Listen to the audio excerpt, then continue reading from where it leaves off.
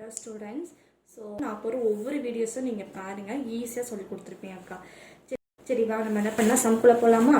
கொஷினை கொடுத்துருக்காங்க, filling the boxes, empty boxes கொடுத்துருக்காங்க, divided by 66 equal to 70 divided by empty box தான் கொடுத்துருக்காங்க, equal 20 divided by 44.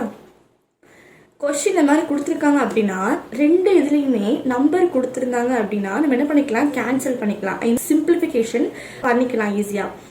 இதுவே நமக்கு பாருங்க இங்கே வந்து எம்டியாக கொடுத்துட்டு கீழே என்ன கொடுத்துருக்காங்க 66 கொடுத்துருக்காங்க. நம்ம கேன்சல் பண்ணுறதுக்கு எந்த ஒரு நம்பருமே இல்லை.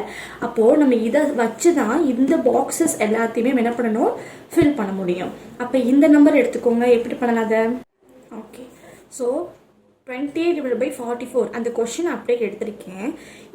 இதுவும் நமக்கு எப்படி இருக்கணும், காமனான டேபிளில் இருக்கணும். அப்போ பாருங்கள் 20 எந்த டேபிளில் வரும், நமக்கு 2 டேபிளில் வரும். 44 நமக்கு இங்கே வரும் 2 டேபிளில் வரும். அப்போ 14 2s are 28, 22 2s are 44 சொல்லிக்கலாமா?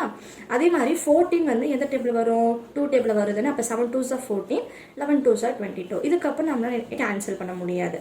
ஓகேவா? அதே மாதிரி 7 டேபிளில் 11 வராது, 11 டேபிளில் 7 வராது. இதோட முடிச்சுலாம். அடுத்து என்ன பண்ணுறாங்கன்னா அந்த பாக்ஸஸ்லாம் வந்து ஃபில் பண்ணுறதுக்கு நம்ம என்ன பண்ணணும், 7 divided by 11 இதை வச்சு தான் மித்த எல்லா பாக்ஸஸ் அந்த எம்டி பாக்ஸஸ் எல்லாத்தையும் என்ன பண்ண முடியும், நம்மளால கண்டுபிடிக்க முடியும். அப்போ 7 by 11 இங்கே நமக்கு என்ன கொடுத்துருக்காங்க 66. நான் ரவுண்ட் பண்ணுறேன், அதை மட்டும் நீங்கள் நல்லா வந்து அப்சர்வ் பண்ணிக்கோங்க. இப்போ இந்த நம்பர் வந்து என்ன பண்ண கேன்சல் பண்ணி கொண்டு வந்து வச்சிருக்கோம் 7 by 11. இது கொஷினில் கொடுத்துருக்காங்க. நீங்கள் இந்த 6 by 6 அப்புறம் 42 மட்டும் தான் போட போகிறீங்க. ஆனால் நமக்கு என்ன இருக்குது, 66 இருக்குது, 11 இருக்குது, அப்படி தானே? அப்போ எதால் இன்ட்டு பண்ணால் நமக்கு 66 வரும், 6ஆல் தானே இன்ட்டு பண்ணால் வரும். அப்போ கீழே வந்து நீங்கள் 6ஆல் மல்டிப்ளிகேஷன் பண்ணிங்கன்னா மேலேயே 6ஆல் வந்து மல்டிப்ளிகேஷன் பண்ணுற மாதிரி இருக்கும். ஓகேவா? அப்போ 7 6 42. அப்போ இந்த பாக்ஸஸ்க்குரிய ஆன்சர் வந்து 42 எழுதிருக்கேன். அதே மாதிரி தான் 7 by 11 70 கொடுத்துருக்காங்க. ஓகேவா? 7 by 11 அடுத்து 17 கொடுத்துருக்காங்க. இப்போ இந்த ஆன்சரை என்னென்ன கண்டுபிடிக்க போறீங்க, எப்படி கண்டுபிடிப்பீங்க? 7 இருக்கு, 70 இருக்கு. அப்போ எதால வந்து மல்டிப்ளிகேஷன் பண்ணால் இது கிடைக்கும், 70 கிடைக்கும், 10ஆல இது பண்ணாதான் கிடைக்கும். அப்போ கீழேயும் வந்து 10ஆல மல்டிப்ளிகேஷன் பண்ணால் 110. அதான் எழுதிருக்கேன். நெக்ஸ்ட் பாருங்க, 7 by 11 அப்படியே எடுத்திருக்கேன். 121 கொஸ்டின் கொடுத்துருக்காங்க, அப்படிதானே? அப்போ 11 இருக்கு, 121 இருக்கு. எதால மல்டிப்ளிகேஷன் பண்ண நமக்கு வந்து 121 வரும், 11ஆல பண்ணது. அப்போ 11 into 11 தான் நமக்கு 121. அப்போ மேலேயும் 11ஆல மல்டிப்ளிகேஷன் பண்ணால் 77 கிடைக்குமா?